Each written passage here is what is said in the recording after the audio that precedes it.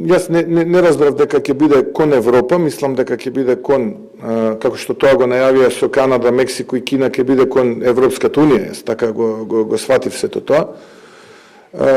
И ја не би коментирал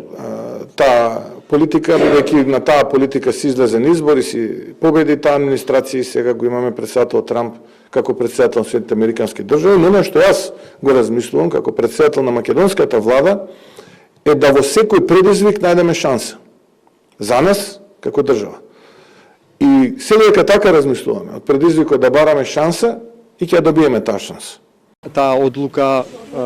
може би не е дефинитивна, ќе видиме како ќе се развива во следниот период, поради тоа што новата администрација на председателот Трамп е влегува во разговори и преговори, сега ќе да ги постигне ефектите во тоа што го најавува во однос на другите земји. Тоа е на сериозна помош, која што ние сме ја добивале прво како држава изминатиот период, влијало и во намалувањето на дефицитот, а секако сметам дека